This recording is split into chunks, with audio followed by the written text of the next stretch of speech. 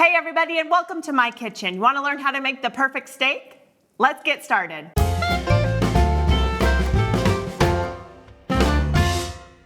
For the perfect steak, we will be using a ribeye steak. This steak is both flavorful and tender. It comes from the upper rib cage on the cow. Its marbling of fat makes it very good for fast and hot cooking. Make sure to get a thicker cut of meat, at least 1.5 inches. This will help you get a nice sear on the outside without overcooking the center. Place the steak on a rack and cover the steak with salt and pepper. Make sure to get both sides. Placing the steak on the rack allows the air to circulate all around the steak. At this point, you need to either cook the steak immediately or let it rest at room temperature for 40 minutes.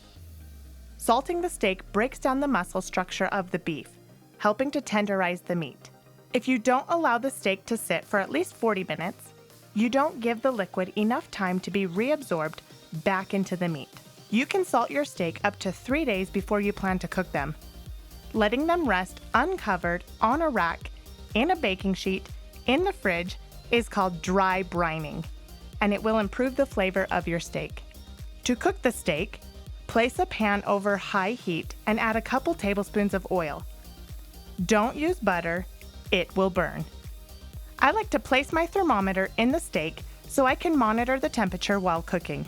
Once the pan is hot, like really hot, place the steak in the pan. Allow to cook for 1 minute. Don't touch the steak. Allow it to caramelize and get a good sear. After 1 minute, flip the steak over and cook for another minute. If you want to cook more than one steak at a time, make sure your pan is large enough that there is about 1 inch between each steak. Once again, flip the steak over and cook for 1 minute. At this point, you can add a couple tablespoons of butter, fresh herbs, and some crushed garlic. Tip the pan and spoon some of that butter over the steak to baste it with flavor. After 1 minute, flip it over again.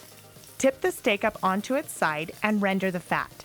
Or in other words, cook down the fat and give it a nice sear. For a medium rare steak, cook it until it reaches about 125 degrees. Medium, about 130 to 140, and a well done steak, around 150 degrees.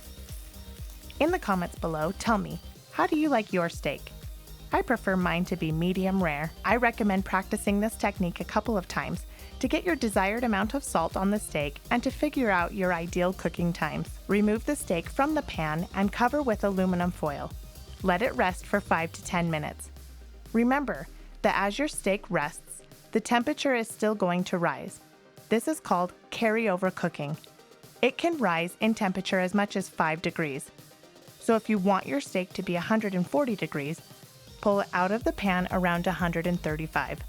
After the steak has rested, slice it up on a diagonal against the grain.